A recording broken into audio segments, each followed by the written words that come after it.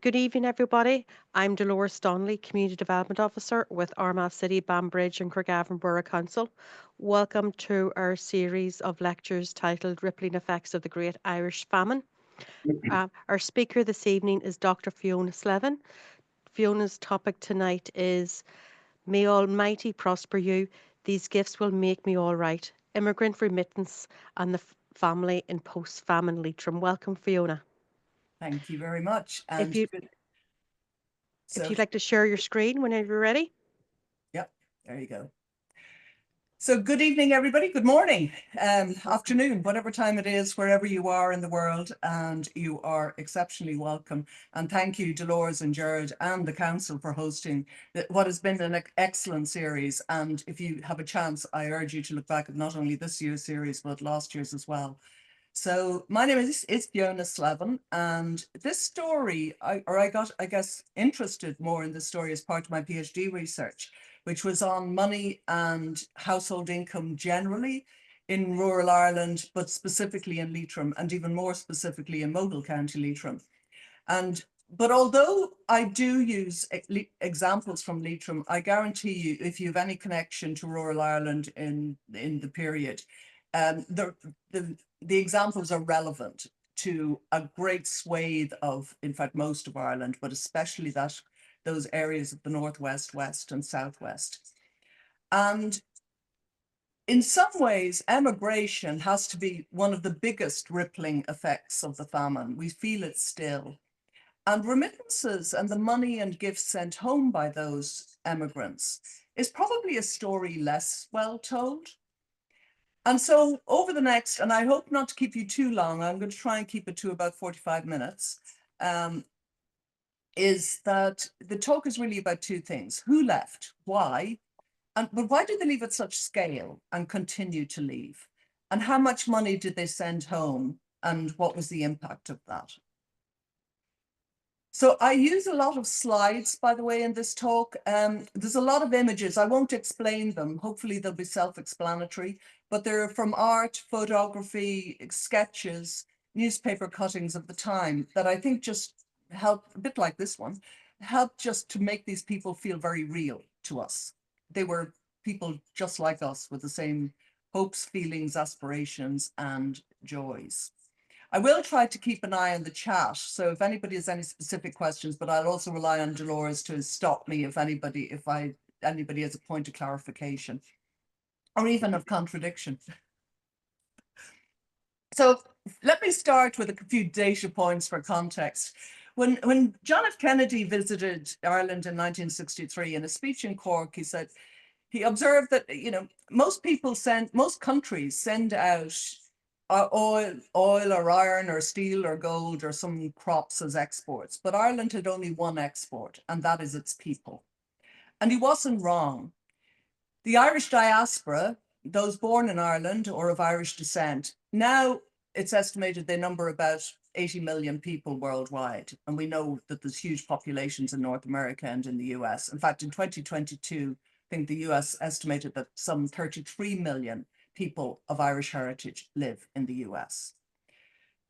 And this graph will show you that the greatest population loss happened absolutely directly after the famine.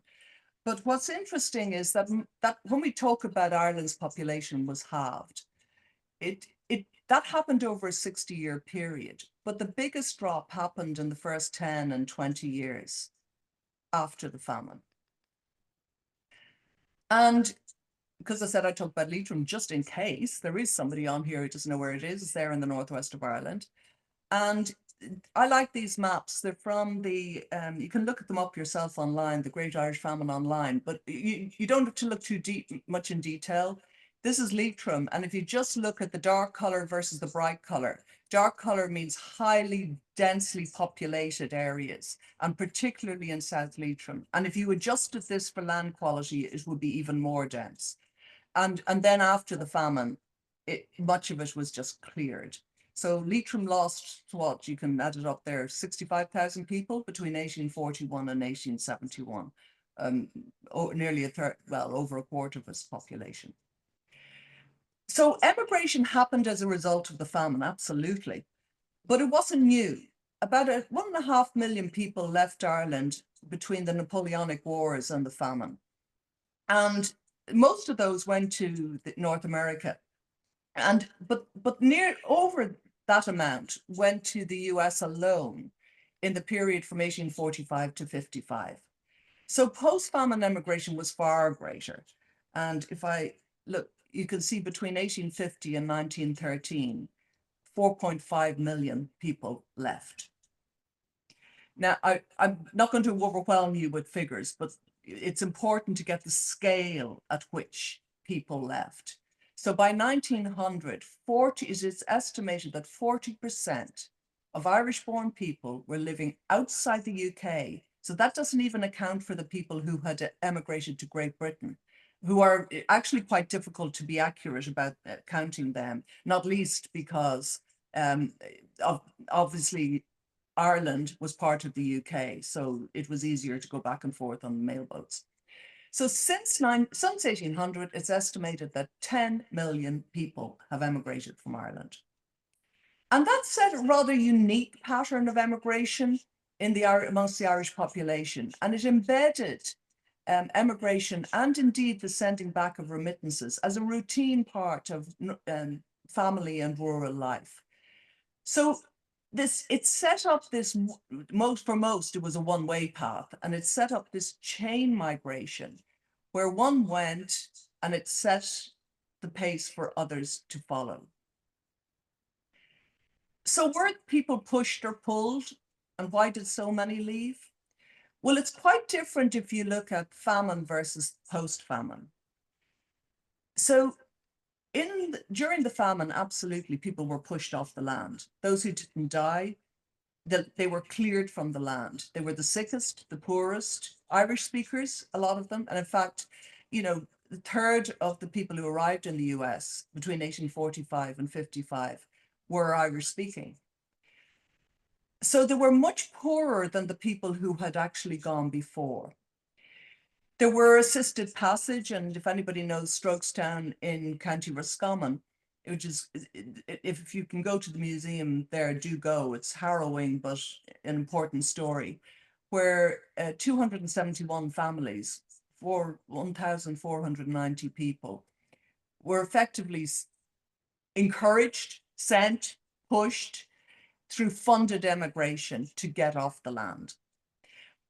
And that happened in other big estates, and it happened in workhouses where people who ended up in workhouses were funded to leave.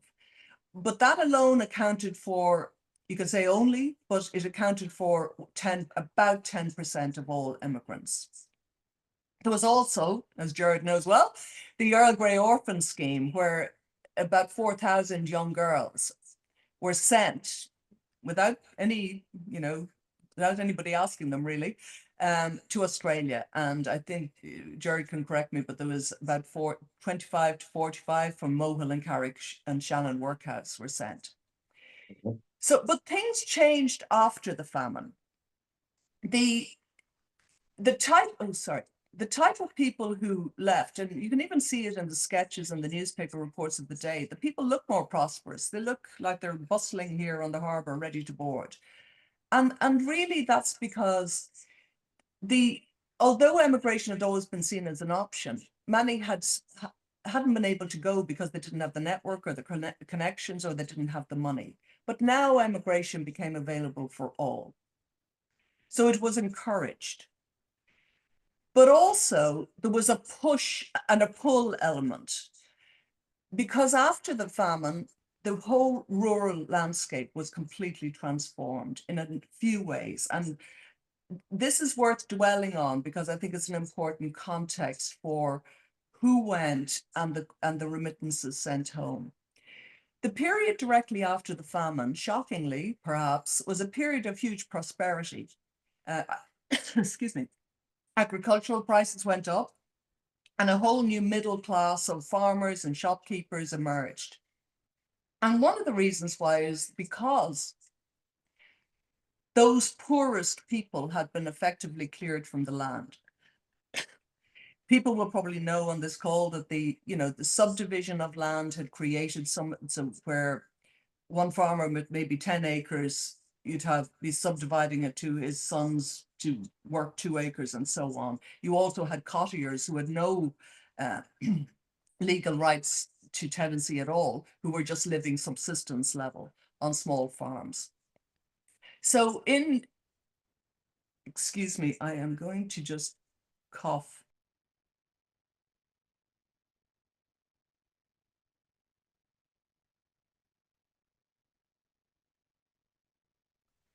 Right.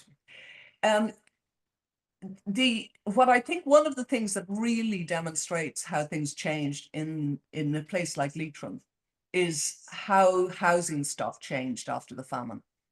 So you had 4 different types of houses. You had the big gentry type houses, big houses. You had good sized farmhouses and maybe townhouses, shops with 2-story shops and so on. You had the good old thatch cottage.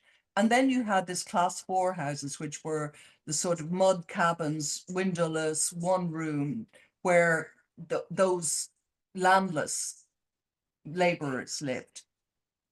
And after the famine, these class 4 houses, 85% of them were cleared from County Leitrim in the 20 years after the famine.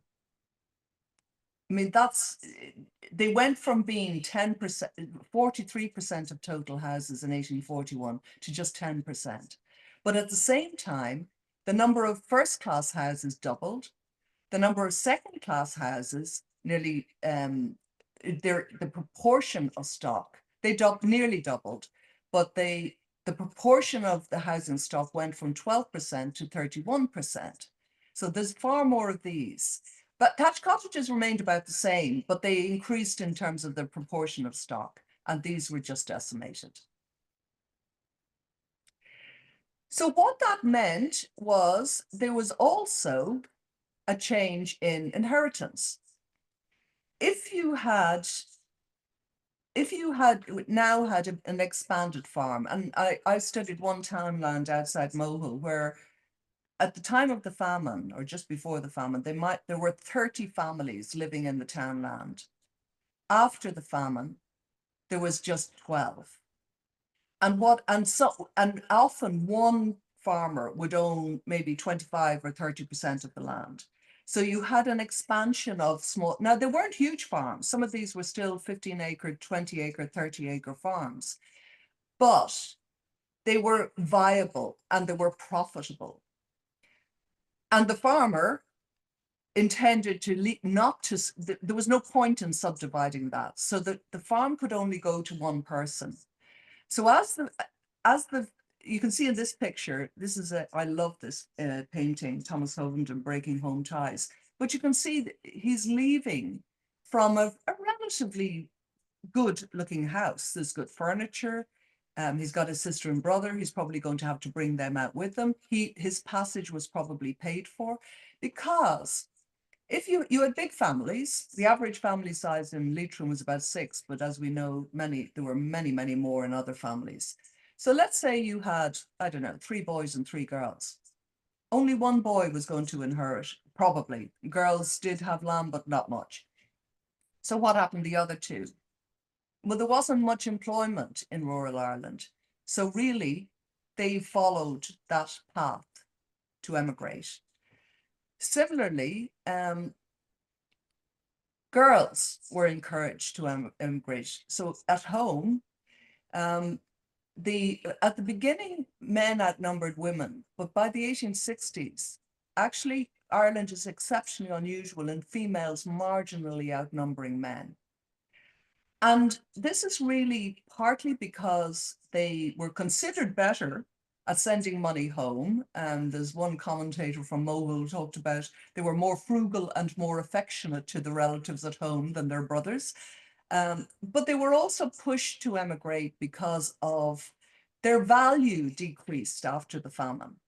The tillage was gone, it had moved to grazing. And especially for farmers' daughters, they had little chance of taking over the family farm. A single daughter might have value if she had a land or she had a dowry, but a young woman with neither had very few prospects. And many young women, you could say, saw themselves or became a financial burden on their families with just an option of staying as an unpaid low status servant or emigrating. And for a lot of them, they went to America. And there's a memoir, an unusual memoir written by a woman who had grown up on a family farm in Limerick. And she wrote, of this period, young women had little respite from labour and nothing to look forward to but poverty, a drunken husband, multiple births, a loveless marriage, multiple births, and possibly a drunken husband.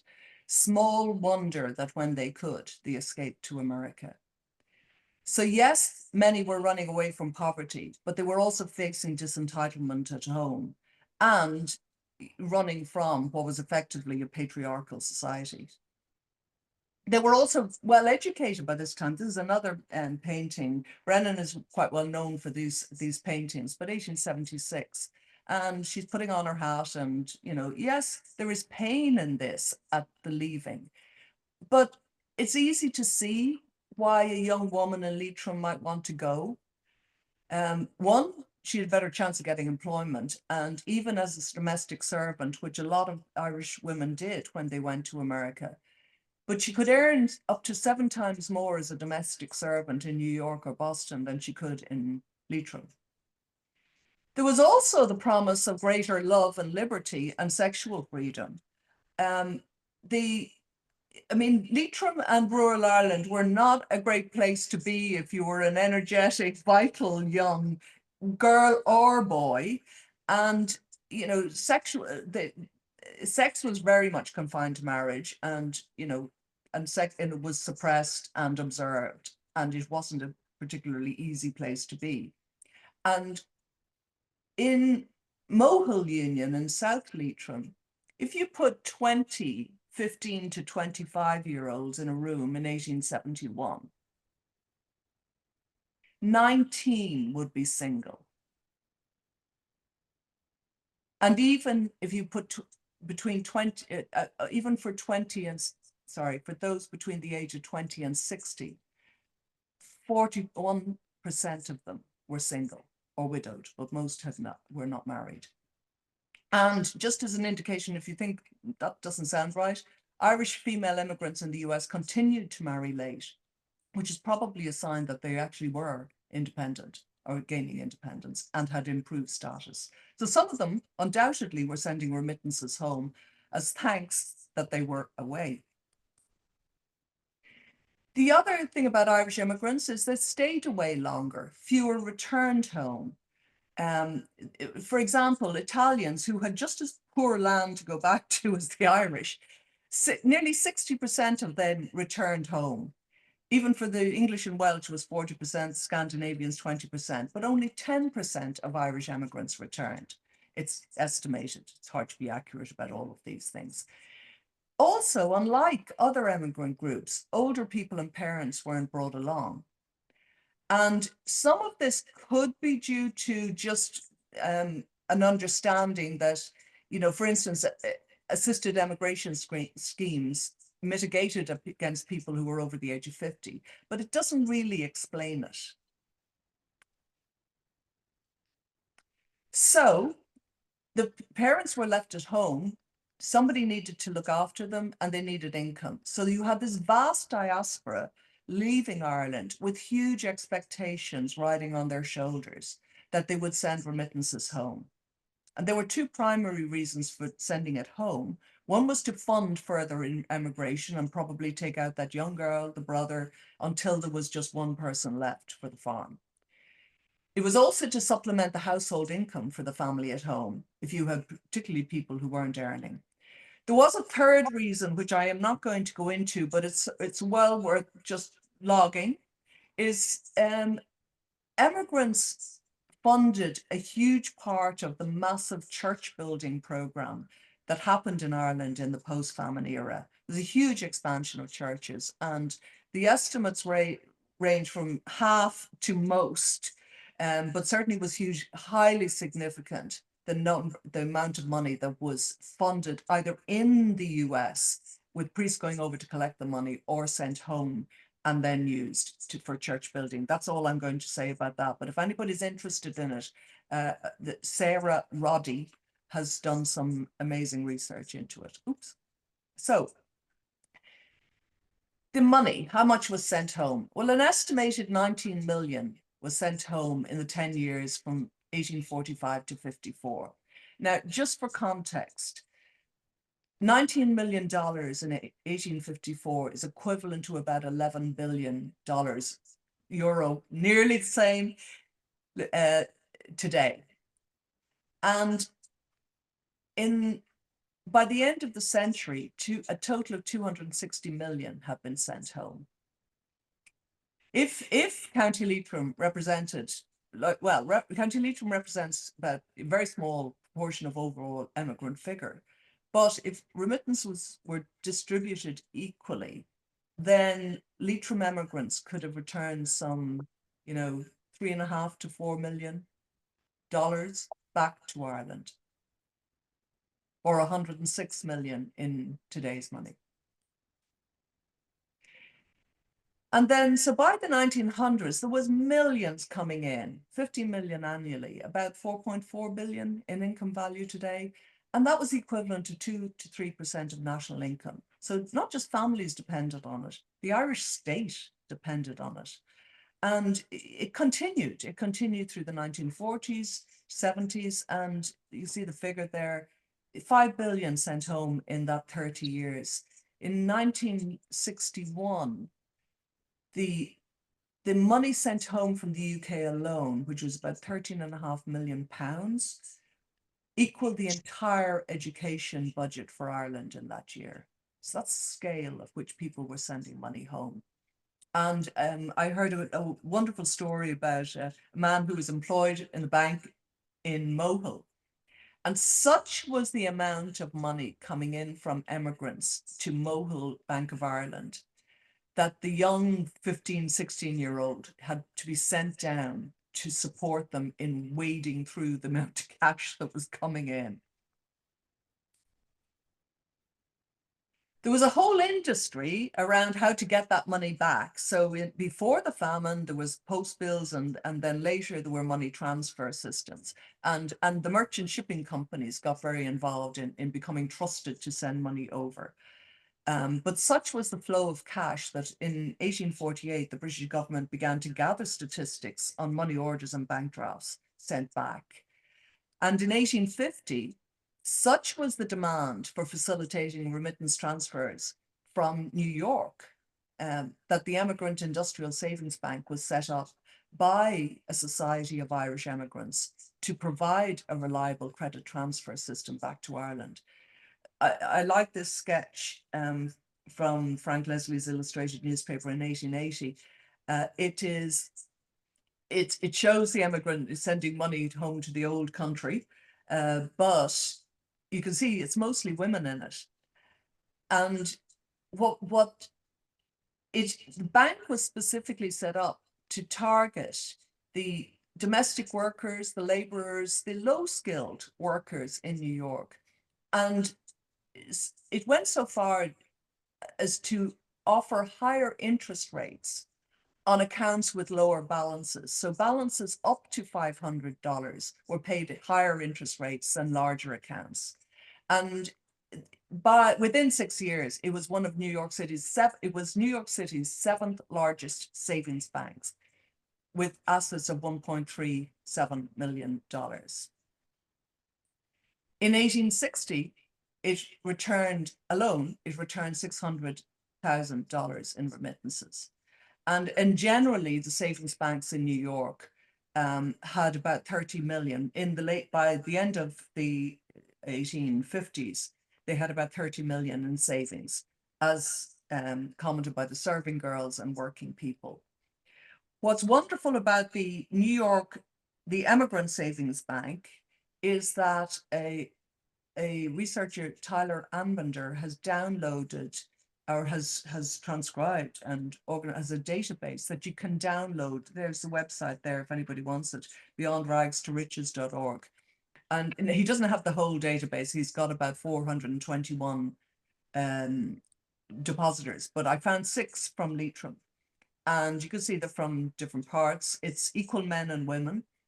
And this is only a tiny, tiny part of the database, but it records their occupation on arrival. It also records their occupation later. When the date they arrived, their opening deposit, how many transactions they made, and the highest amount on deposit. So what's interesting for me looking at this is the Leitrim depositors for the most part, and Bridget Coyle is nearly there, they're above the median average for the bank in terms of, which was a highest deposit of $163.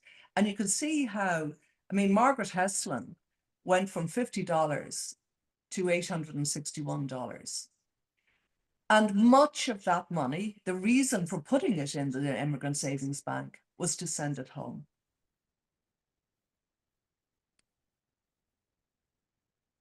In a town like Gort in County Galway, the Ballinasloe Star in 1854 reported that remittance checks cashed by shopkeepers amounted to £150 a week. Now, that has an equivalent income value today of about $250,000 or euro.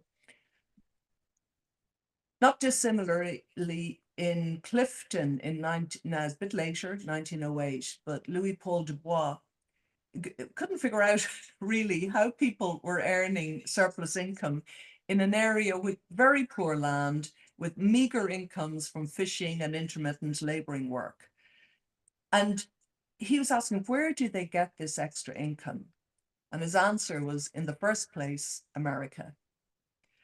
And he remarked, it's a fine trait in his character that the Irish emigrant never forgets those whom he has left in the old country, and that girls and boys alike, in their exile, will voluntarily undergo the heaviest privations for the sake of supporting their old parents at home.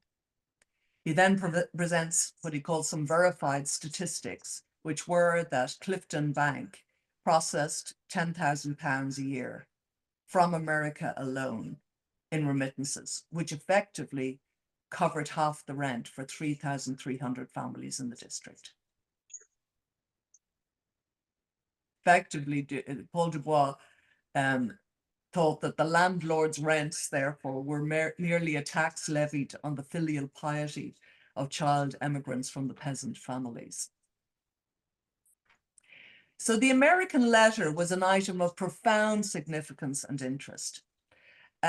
And I use the American letter here is a term that was used, but it doesn't mean that most of them did come from America. Of that $260 million, I think 90% of it came from the US.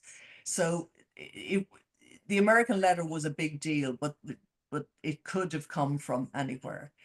In the early days, it was a huge issue for people in a town or rural area when they got one. So notwithstanding what I said about the increased prosperity in the post-famine decades, life in rural Ireland, remained pretty precarious and income was irregular. Any labourers continued to live in huge poverty, but even on a relatively good holding of land, you were little more than one poor harvest or a sick cow away from destitution. And for example, in the early 1860s, there were just bad weather, had 3 successive poor harvests created near famine conditions in South Leitrim and around Ireland, and indeed emigration spiked in that period. So even at the best of times, seasons were marked by either comfort or scarcity. And also rent was payable on very specific dates in a year. So there was a strong temporal dimension to the receipt of remittances. You really needed them at certain times. There was no point in getting it when you had loads of food on the table and you just sold your cow on Monaghan Day in Mohill. So, so therefore, for the households that received it, mostly money could be relied on at Christmas, but it was especially welcome around St. Patrick's Day and that lean time of spring and in July when the potatoes was scarce, if not exhausted. we really get to understand this relationships and the value of the remittances home in letters to family. And we're very fortunate in Leitrim. We have two sets of letters that have been published. And if anybody knows of any more, I really want to know about them, please. One is the Reynolds family from Mohill, County Leitrim. And the Mary and Patrick Reynolds had farmed land in Carrick townland, which is a very small townland just outside Mohill town.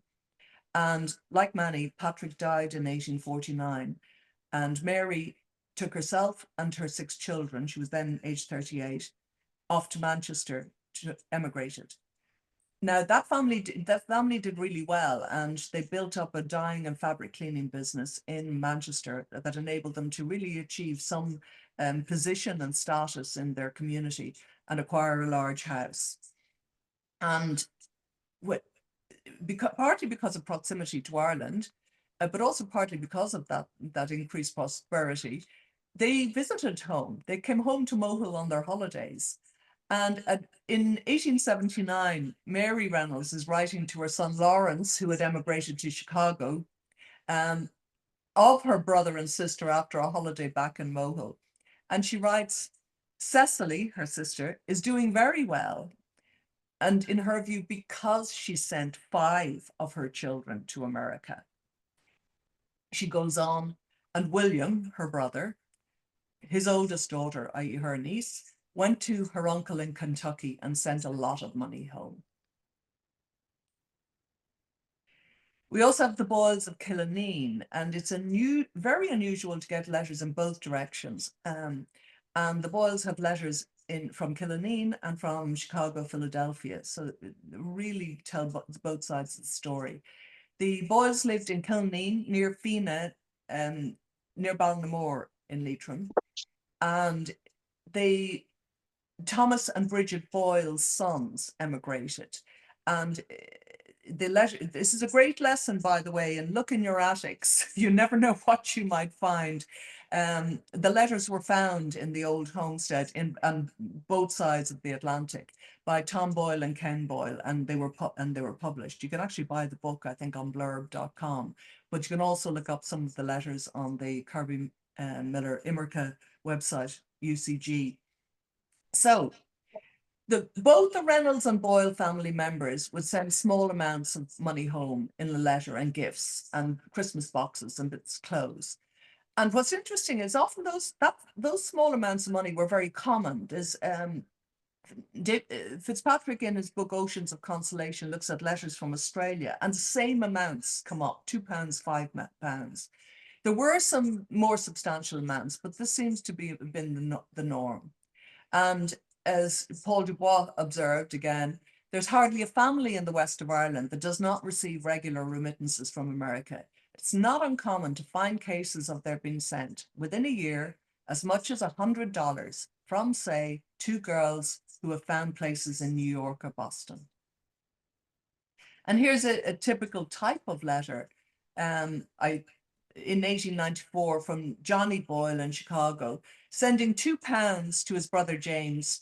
And I love the intimacy of specifying what it's for. It's not just here's my obligation to send you money, but £2 for yourself and Joe for powder and shot and a bottle to treat father and mother, and give Joe, the young brother, 10 shillings for himself.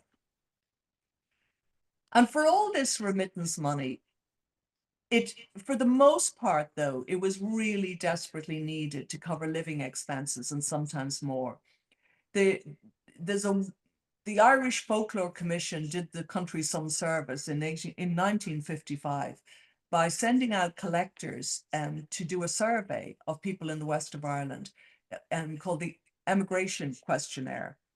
And they went out and asked older people, especially some in their 90s, their memories of emigration and the value of remittances. So this is what I'm quoting here. The money was spent to pay rent, buy clothes, a pair of boots, pay debts, including legal fines. If there was enough, it might go towards home improvement, like the purchase of furniture. And in this note here, he's talking about there might not even be a bed in some houses, just a plank resting on stones on the floor and a feather mattress. Much of the remittance went to local shopkeepers. Now, shopkeepers get a bit of a bad rap in post-famine Ireland, mostly because they offered credit to customers, but it was a very necessary service they ran. There was no other source of credit in a part of the country where cash was very intermittent. Even if you were being paid an employment, you might get your, as a nurse or a porter, or you would get paid quarterly. But as a farmer and a cattle farmer, people will be able to correct me on this, but you might buy or sell a cow 3 or 4 times a year and have cash. Women did have, actually women were the source of most cash into keeping cash flow going in small farms by selling eggs and by keeping poultry, and butter.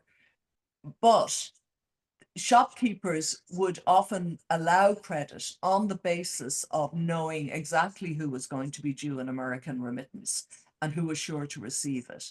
And as one of the collectors say, the whole amount received was often exhausted in paying that shopkeeper back.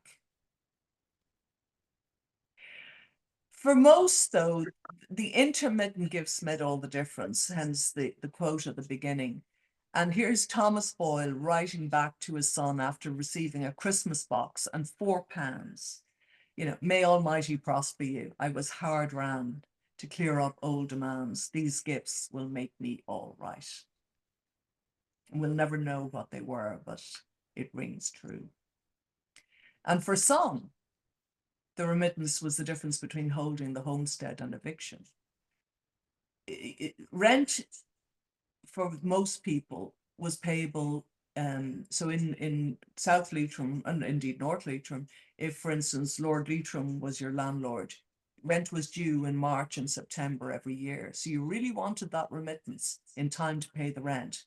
Now, there's a whole other talk about paying rents, but and this photograph intrigues me, because these people don't look, I mean, I'm going to say this incorrectly, but they don't look impoverished. They're relatively well dressed. They're living in a decent thatched cottage, but eviction was a real and present danger and risk for people living on small farms.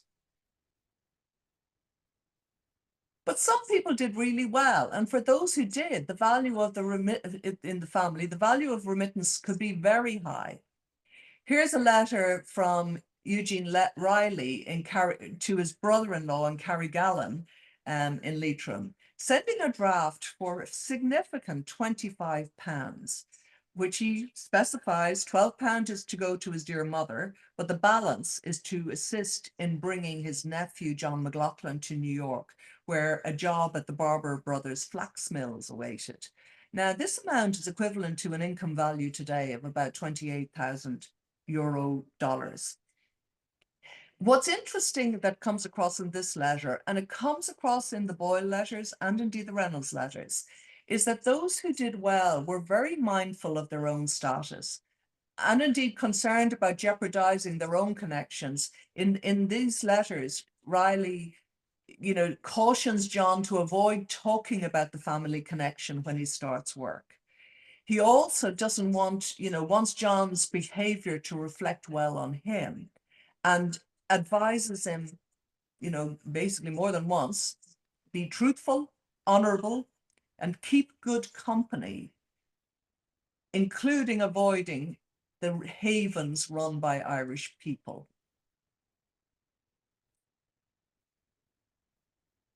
And then, in addition to remittances, family at home could often benefit from legacies and bequests on the death of an emigrant sibling. So, for instance, those high balances in the depositor accounts in New York savings banks, much of those came back to family in Ireland. When Willie Boyle died, one of the brothers, his 3 brothers received £410 each from his estate.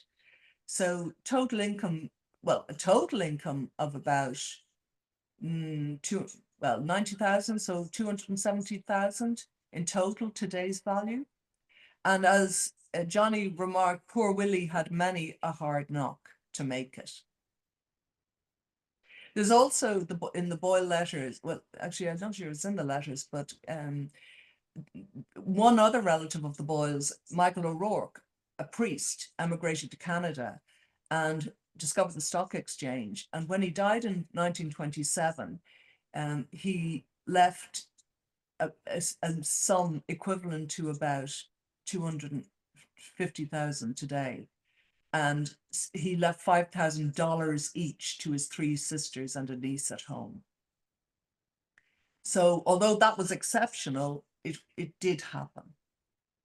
There were also connections beyond cash, and the Reynolds letters especially show that the kind of beneficial ties with home were maintained in forms beyond remittances. So, for instance, the Reynoldses themselves were able to provide direct employment in England for relatives from home. But even for people who couldn't do that, and many people, certainly in Ireland, will be aware of this, the connections, the introductions, the networks that were established to enable more people to get work. The Reynoldses went even farther. They went so far as to do business with people at home. So when William needed a new van or truck for his business, he didn't buy it in Manchester. He bought it in Mohill from the Reynolds coach builders and had it sent over to Salford. I don't know I presume there's a family connection, but I don't know it for sure. But in a letter in 1883, Mary Reynolds, the mother to her son Lawrence, it talks about, the new nicest van in Manchester that had cost £40. But the Reynoldses, like many, caution about, what emigration means, as well as concern about maintaining their own status. So, like Eugene Riley, they were well aware of what it took to succeed. And in 1884, here's William writing to his young cousin Bridget, who had inquired from Mohill about coming over to work in Manchester. And he says, first, you'd never be happy again once you left Ireland. Let me advise you, there's no place like the old country. To come to this wicked country, you would have all uphill work to do. There are plenty of our country people in Manchester who never raised themselves, but are in a state now as they were 30 years ago. I had a slice of good luck because I started in business on my own account. Only for that, I'd be working from day to day for small screw and never have anything and never be able to visit the old land. The Boyles were similar, echoed similar sentiments. Here's one from Willie Boyle back to James. It's all right, James. America isn't what people at home think it is. When a young man comes here, it's to do things he would never think of doing at home or could be brought to do. And in a later letter, he actually talks about, I think I have it here, he talks about, how Ireland is, anyway, but he talks about how every farmer in America is in his fields at 4 a.m. every morning during spring and harvest. And he talks about the laziness of the Irish at home. It's not all it's cracked up to be. And of course, not everybody received money. In many cases, emigrants didn't do well and couldn't afford to send money home. And in many cases, immigrants got lost. They might never have arrived.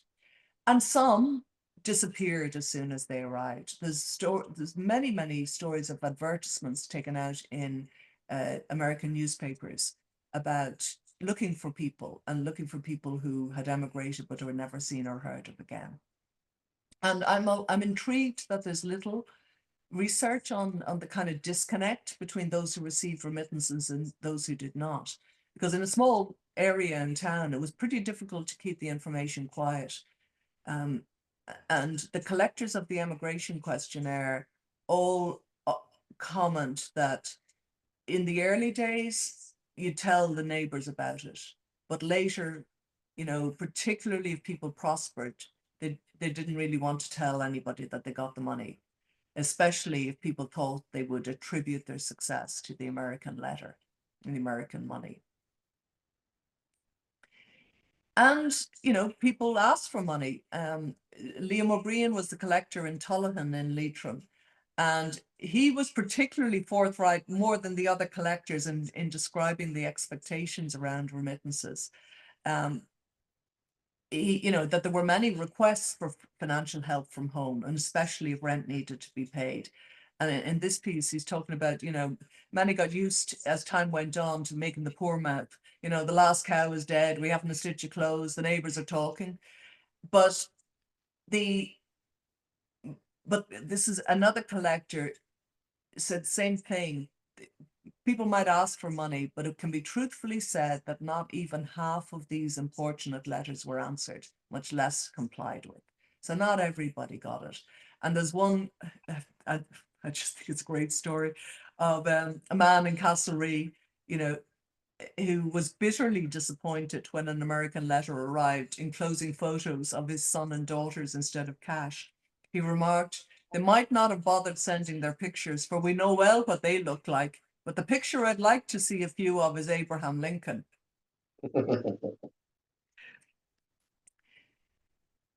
And from the sender's point of view, some weren't grateful enough. I mean, Mary Reynolds is brilliant. She considered that her Mohill relatives did not always express the gratitude that she expected. And in one letter to, to her other son, she was expressed her disgust at the two brothers' lack of appreciation. And in fact, at the end of one, she says, "I think they are not worth hearing from."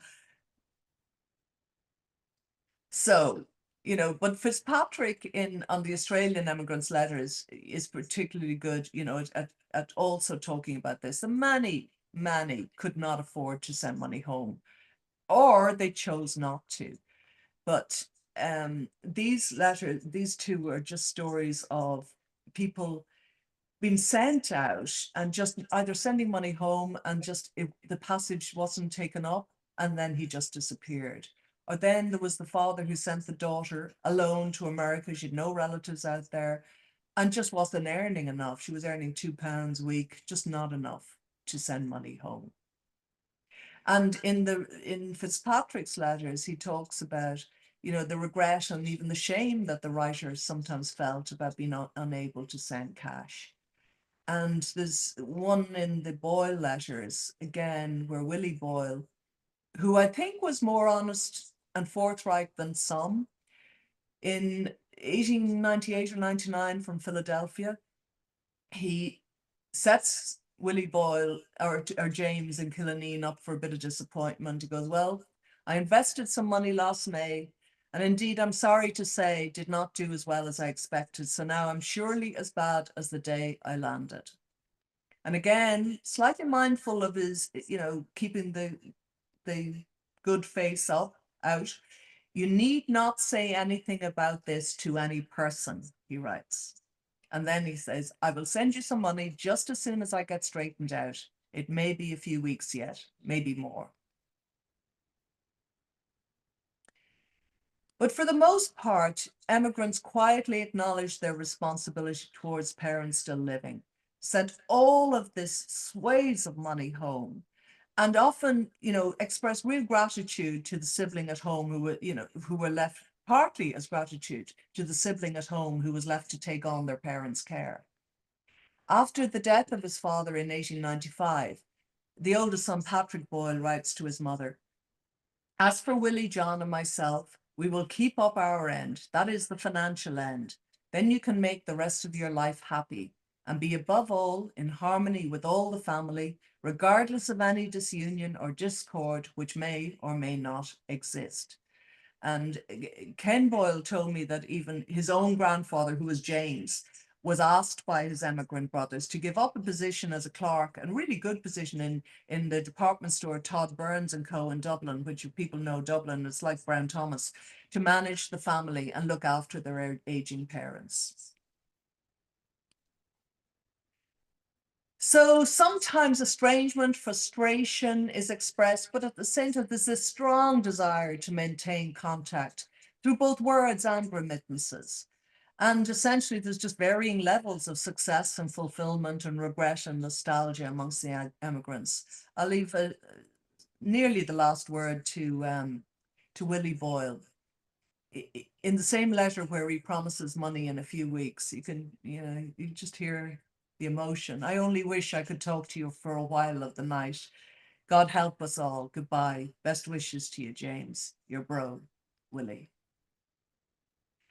And what we do know is the emigrants' nostalgia might not have translated into a return to Ireland or even a ticket home for many. But by their leaving and by their staying away, the emigrants changed the lives of those of us, me, whose families stayed. There were sacrifices on both sides, those who went and those who stayed at home. And while there was huge variation, I'm sure, in the experiences amongst families, the remittances were hugely valuable to those who received them and to the development of the country in general. So I'll leave the last word to our ex-past president, Mary Robinson, who in a speech in 1995, that after all, emigration is not just a chronicle of sorrow and regret. It's a powerful story of contribution and adaptation. We feel the ripples still. Thank you for listening. Thank you. And if you're interested, by the way, in helping me just learn more about the stories, and I'm particularly interested, given my origins, of Leitrim stories, I've put a questionnaire together. In fact, if you don't mind, I might put it in the chat. Very short. It just asks you where you come from and who you are, and asks you if you, oh, sorry. Anyway, I'll do that in a second. So I'll just leave this slide up. If you're interested in some, I didn't refer to an awful lot of the data and stuff, but if anybody wants to take a screenshot, there's my references, but I think it'll probably be in the video as well. No, thank you, Fiona.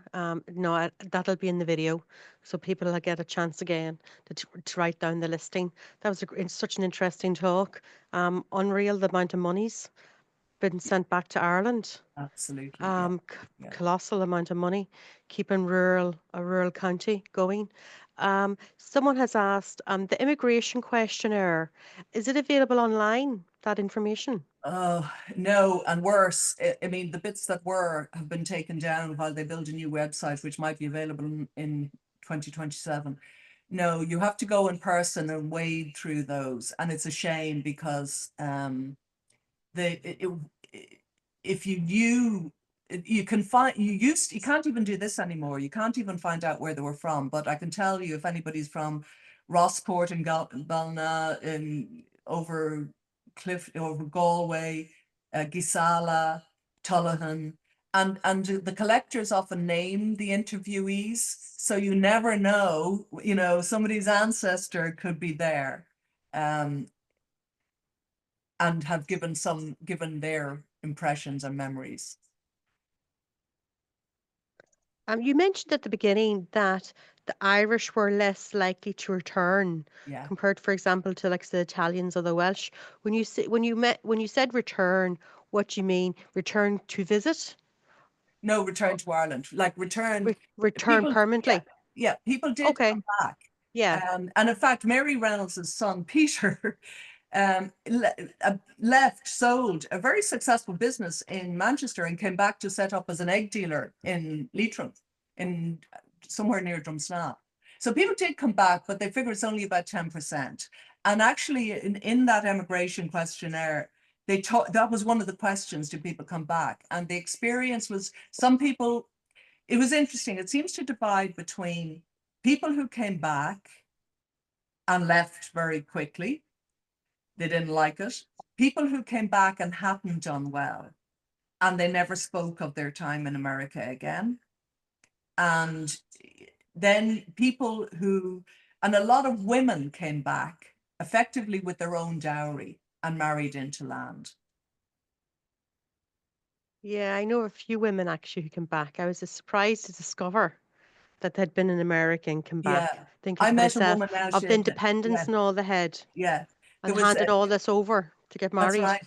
Yeah, because there's a woman, actually, she ran a B&B out in Inishmaan, and a load of Aran Islanders left Ireland. And she had had a fantastic life in New York, but earned enough money to come back and buy into land, and married, stayed in Inishmaan. And in your research, did you come across much evidence of where, in some cases, people maybe sent too much money home and actually were then vulnerable? In, let's say, the States or England, they're too generous, and then their own kind of safety net was very poor as a result. Not really, not myself, I have to say. I mean, and some of that, to be honest, probably wouldn't be recorded, because, and I think this is acknowledged in this is what was so fantastic about that questionnaire, is they got behind the people, just talking to them, and there was a lot of, if there was a lot of people not saying nothing, And the reason I put up some of those paintings is because, if you remember, there was one of them where the young girl is reading the letter, and there was one where the village scribe was called in. Well, in the early days, of course, education hadn't been particularly prevalent, so the parents couldn't read or write, so they needed somebody to come in and write. But later, the younger people all knew how to read and write, so they were well capable of reading it themselves and writing back. And certainly the individuals working in the local post office knew everything. And the shopkeepers. Yes. Ger, do you have anything to add? Uh, yeah, first of all, what a way to end the series. Great talk, Fiona. Really, really enjoyed that. And the thing that I find fascinating is, well, first of all, I find it's a great weakness in any work that I do on the subject, because I just find that emigration is so vast that to try to include it as a sort Sorry, of. Jared, can you put up your camera a little bit so we can see you? Thank you. All Sorry, right. thank you.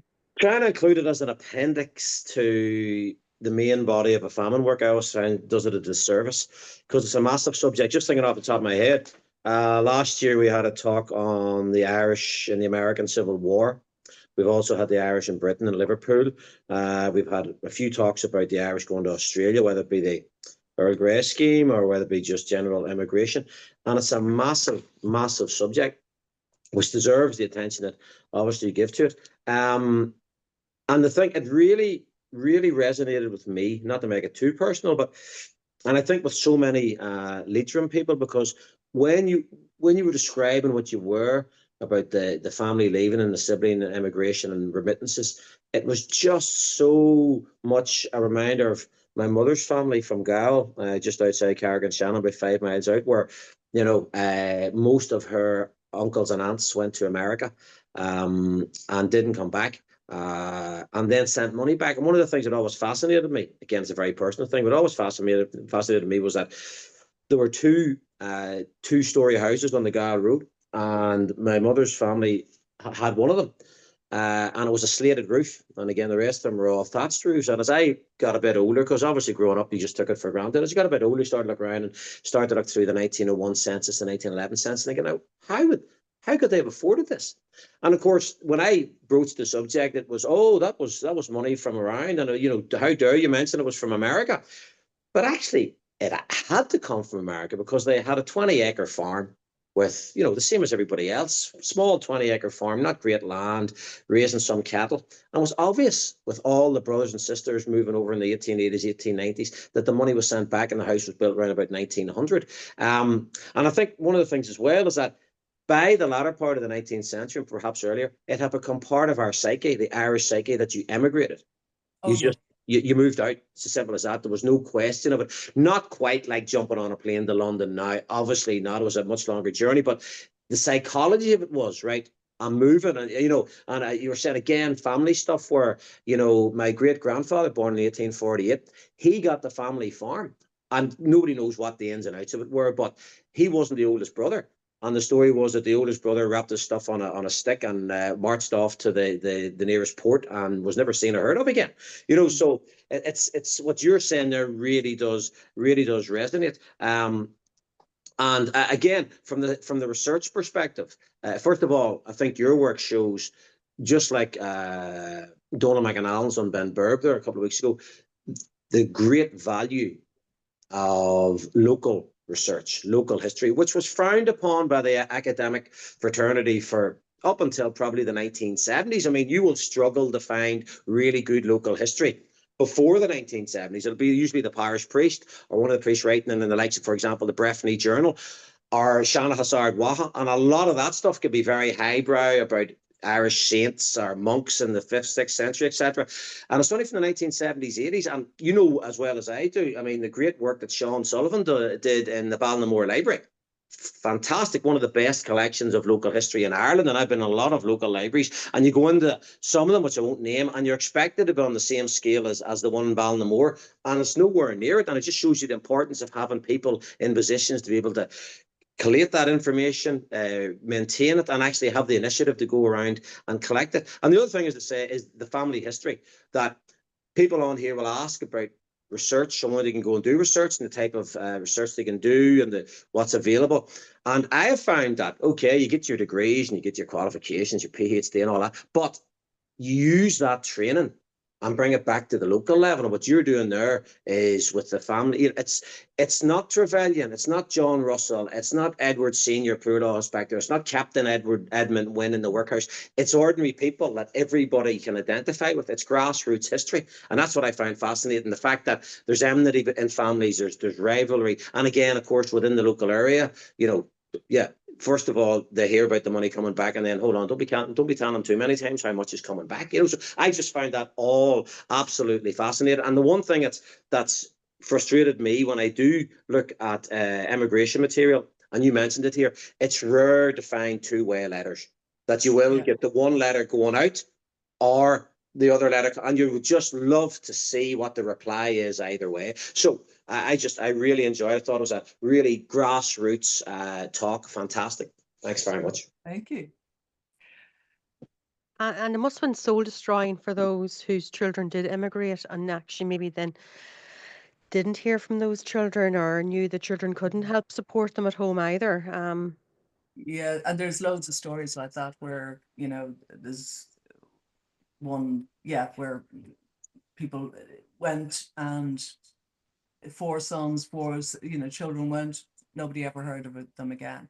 And I'm intrigued that there's no work done on the psyche. There's very little done on the psyche of the Irish people in that era, but on like what happens in a family where you these big families, there could be 20 years between siblings, so those bonds could be quite fractured anyway.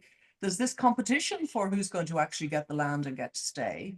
There's the expectation of that grief and loss, because they're going to go, so why would you get close to them?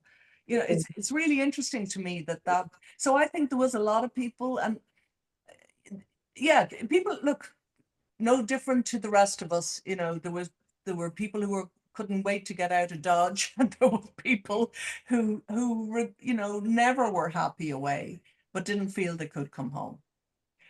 I'd love to hear if anybody is. I'm trying to look at the chat here as well. Does anybody have any questions they want to, or even like for example, I know of a case quite close to home that in the event of an individual who his father died when he was very young. His mother remarried. So there's a few years, there's almost like two families then. She had no siblings, full siblings, but some younger siblings when his mum remarried a new husband. But when he was around then, I think 17 or 18, he went to England. And there was no word from him after that. And there's a whisper that maybe he ended up in Australia.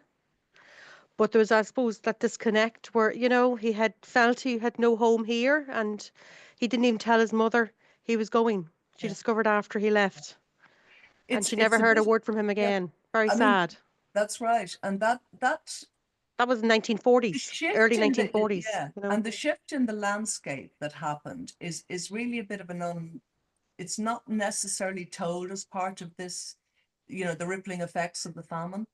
That it was such a shift from realizing that, wait a minute, the land is now viable. And I'm, it's important, I think, to realize that people were dealing with what they were dealing with. There's no winners in the famine in Ireland. And though some historians will argue that there were, but some people just did better than others and were able to navigate that landscape. And some people held on to the land. I mean, one of the townlands that I looked at in outside Mohill was where they had 30 land holdings down to 12. But it was one man who really started to hoover up the land, you know, as people left or were evicted or were cleared from the land. So he ended up owning, you know, a quarter to a third of the town land, or holding. He didn't own it, he rented it. But he never married. And I think it was this thing of get it and hold it. Without a doubt, you could definitely, there's an unhealthy association with land and ownership and keeping in the name. Yeah. And there must have been those, I'm sure, who emigrated and sent money home. And as Jared was talking about, for example, about, let's say, getting, home improvements done, but also their finance helped, in some cases, probably buy land. So they're leaving because they couldn't inherit the land, and they're also sending money home that actually then was helping the sibling at home buy land. It was kind of a confusing relationship too. This feeling, but this unhealthy relationship feeling of having to obviously Yes. support those at home. Yeah. I'm just looking at, I just answered somebody I mentioned Fitzpatrick a lot, but I don't dwell on it, mostly because he didn't, unfortunately, there's no letters from Leitrim, but it's a great book, Oceans of Consolation. And there's a lot of letters, I think, from Tipperary, you know, Wexford, Kildare, lots of places. And it's a book, you can just buy it. There's somebody else have a question here about the emigrant questionnaire. It is held in UCD, the University College Dublin in Ireland, and you can book a time to see it. It's actually relatively straightforward to book a time to examine it. You just need to know which ones you want to examine, and that's been the difficulty, but they're very helpful there. If you even phone them up or email them, they'll help. That's what I had to do. I literally had to go in, and you open these manuscript handwritten books, and you look at them. I do wonder, did you say women were more likely to return to Ireland? Well, some of the stories I've seen are of women returning. You wonder, what was it, their sense of commitment to look after the family, or what? I know my father's mother returned to get married. So Well, I mean, there was she'd been huge, home in Ireland even on holiday at one stage, yeah. went back to New York, and then I came mean, back some of again. them And had, yeah, some of them had great lives. I mean, but some of them didn't. And my mother ran a bed and breakfast for 50 years more in Mohill, and all of the people we had staying through my childhood were all emigrants coming back to visit family.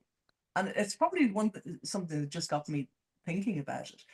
And over time, because these became members of the family, because they come back every year, every 2 years or 5 years. And I remember my mother visiting old friends of hers and visiting them in New York and Boston and Chicago.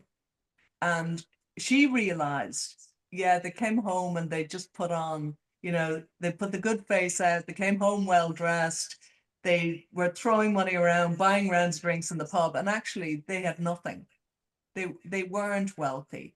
But people in Ireland had this thing that the pavements were lined with gold. So there was a disconnect, and that's why I like the Boyle letters, because I think there's an honesty there that you don't even get in some of the other letters. That, you know, it isn't all it's cracked up to be. Yeah. And you work hard. All of them, when they talk about it, it's hard work here. And in fact, what's interesting to me is there is also, the Reynolds are particularly like this, is that the better they did, the more critical they were of the Irish, including the emigrant Irish. You know, that it's really interesting to see that switch is, you know, if I could do it, you could do it. And so I think they very much bought into the kind of capitalist ideal of, if you work hard, you can succeed. And if you don't work hard, you're lazy. Because and the thing is, though, they had to work hard to succeed. I suppose They work they knew immensely. where they were coming from. They grabbed the opportunities they Yeah, got, but yeah. had to work very hard when And they got huge those opportunities. and we, you know, it's not the talk to talk about it, but huge discrimination when they went over first, particularly for those people who went in the time of the famine, Irish speaking, a lot of them uneducated. So to be able to even survive was, you know, a fantastic thing.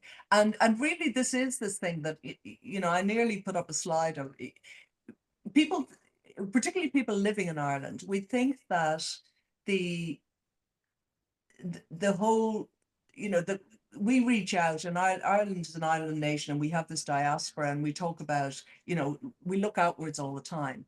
And I'm in another life, I'm involved in, you know, startups and Enterprise Ireland and looking at offices around the world.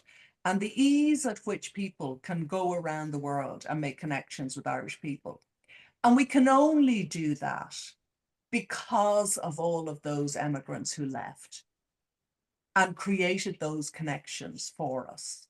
So, you know, for me, Ireland and us, my family didn't emigrate because I'm here.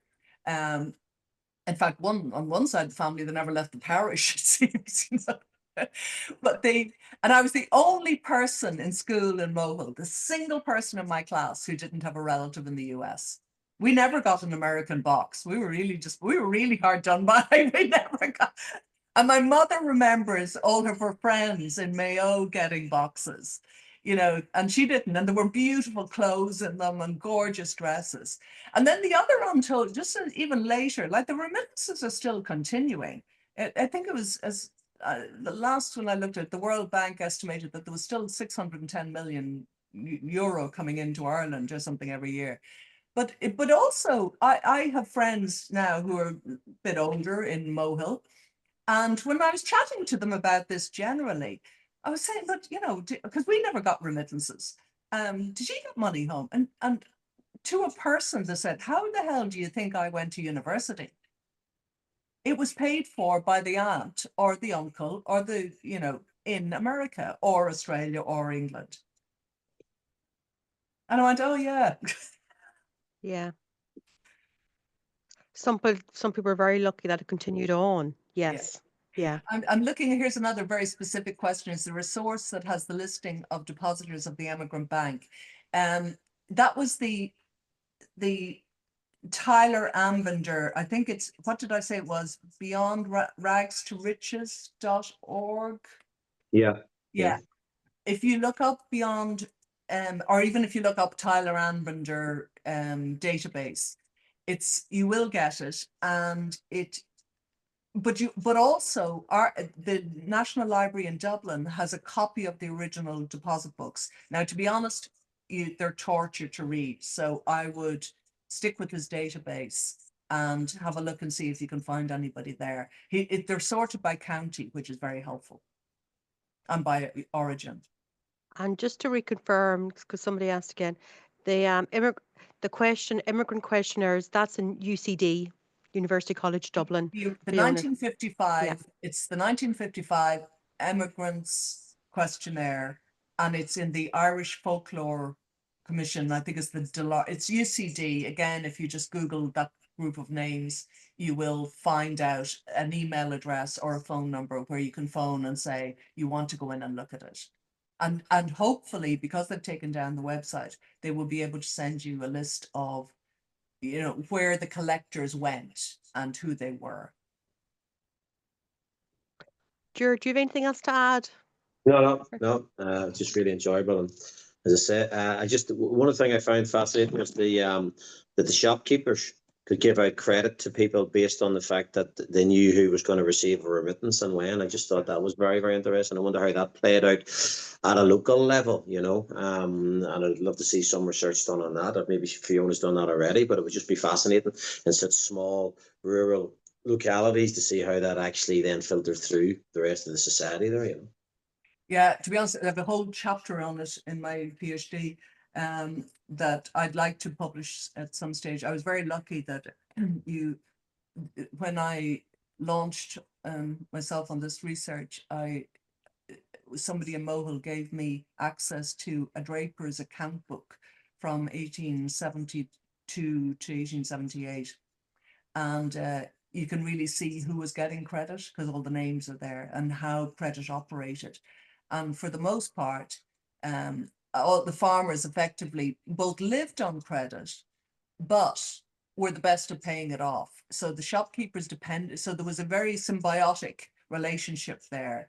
They depended on the farmers for the business, but the farmers depended on the shopkeeper for the credit.